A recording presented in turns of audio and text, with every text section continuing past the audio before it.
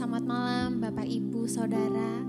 Mari malam hari ini kita akan memulai worship night. Mari kita sama-sama nyatakan rasa syukur kita kepada Tuhan. Mari kita lebih lagi ingin mengenal kasih Tuhan dalam hidup kita.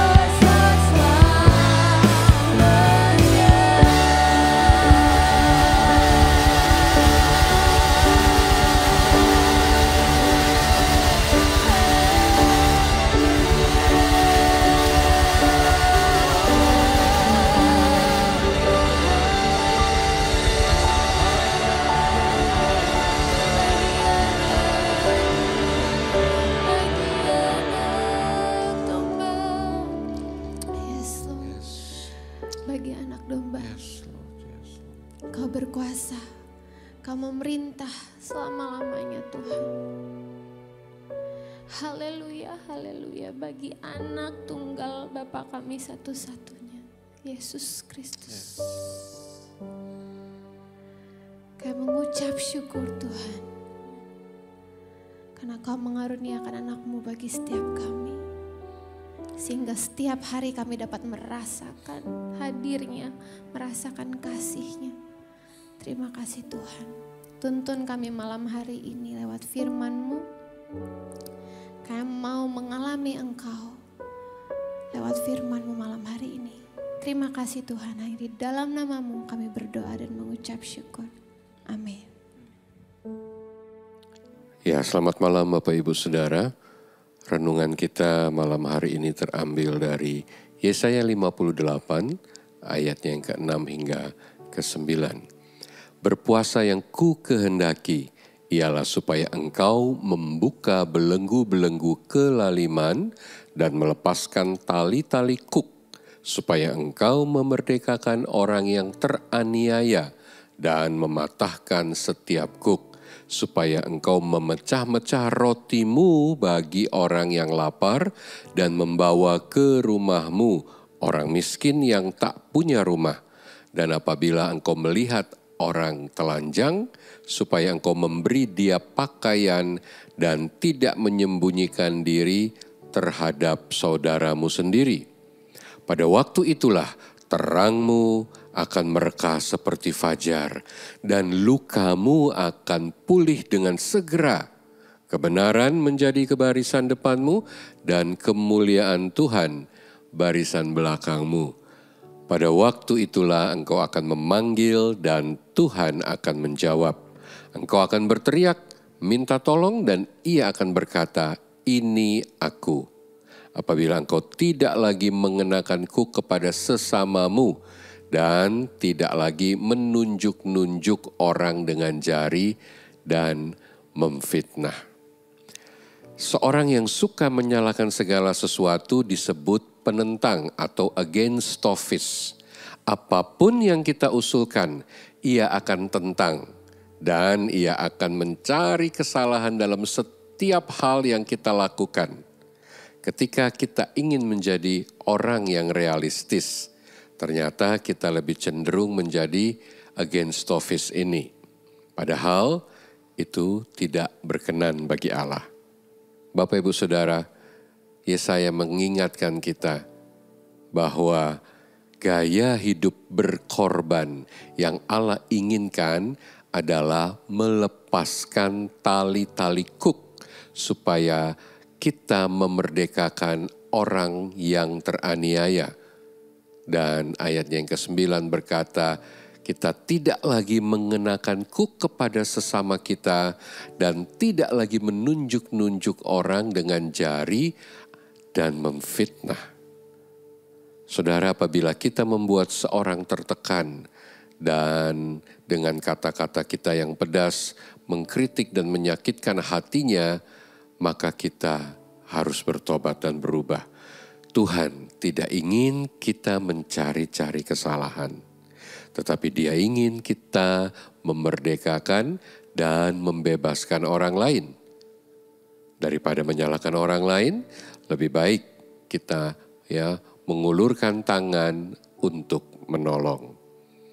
Mari beri semangat kepada orang lain, jangan hancurkan hati mereka.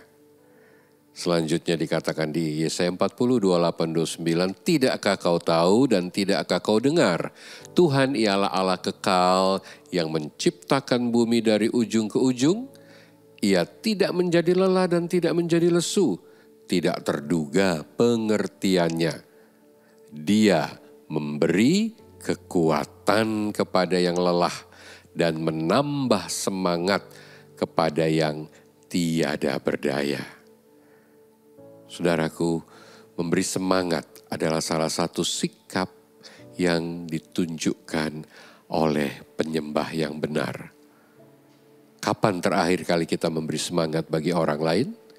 Dalam rumah kita, di tempat kerja kita, di sekolah, di kampus, di tempat pelayanan kita, di mana saja ya kita memiliki kesempatan untuk melakukan, mari lakukanlah hal itu.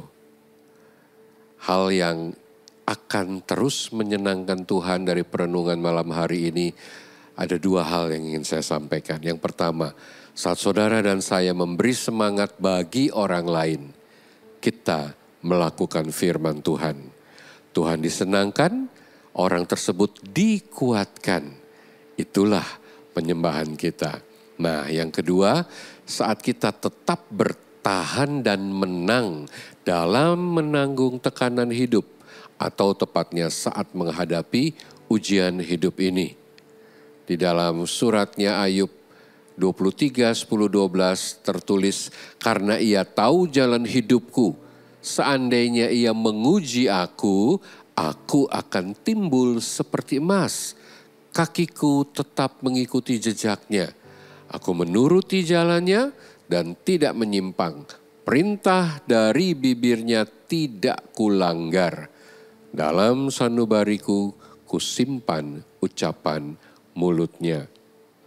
Bapak Ibu Saudara, pada bulan Oktober tahun 1991, firestorm atau nyala api yang sangat besar dari ledakan bom atom menghancurkan 2.500 rumah di sekitar Oakland, California.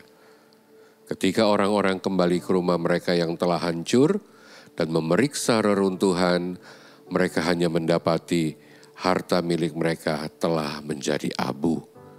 Namun, seorang pria dan anak perempuannya menemukan sebuah patung kelinci kecil dari porselen.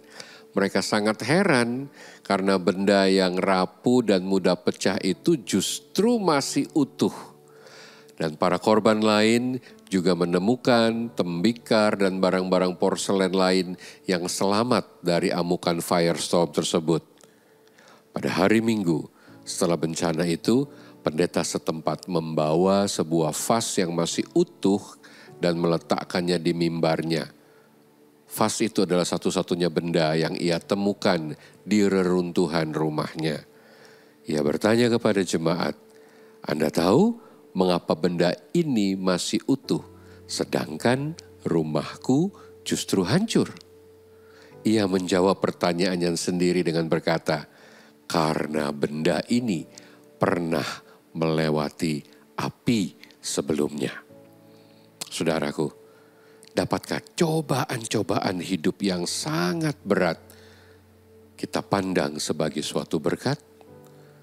Rasul Petrus menunjukkan kepada kita bahwa hal ini sangat mungkin. Ia bahkan menjelaskan bahwa berbagai pencobaan dapat menghasilkan puji-pujian dan kemuliaan dan kehormatan pada hari Yesus Kristus menyatakan dirinya. Bergembira akan hal itu, sekalipun sekarang ini kamu seketika harus berduka cita oleh berbagai-bagai pencobaan.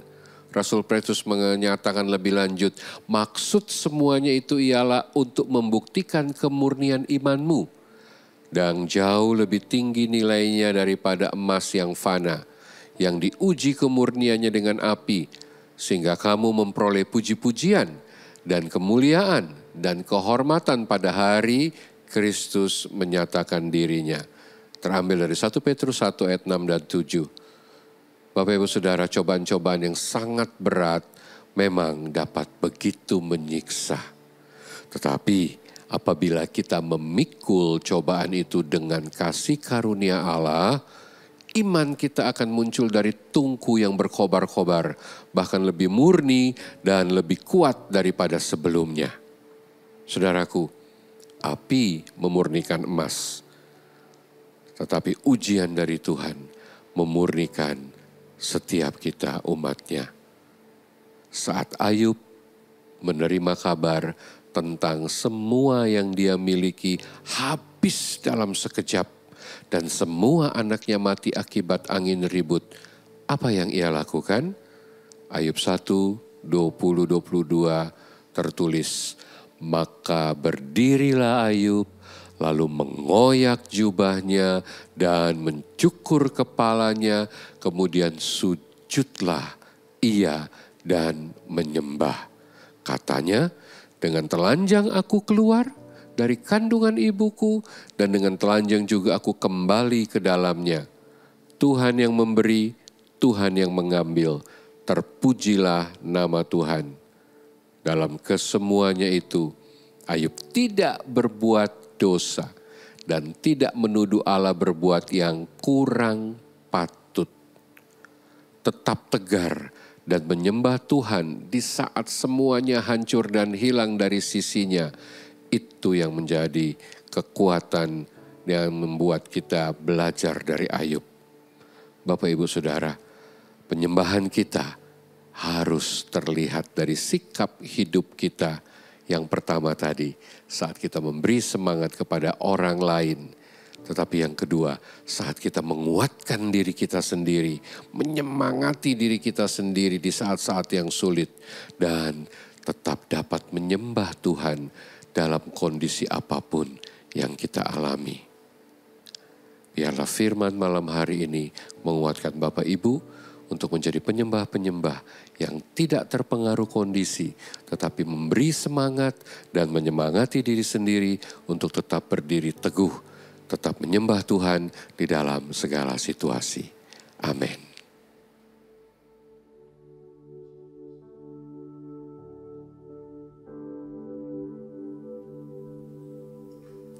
Engkaulah Tuhan, Engkaulah Raja,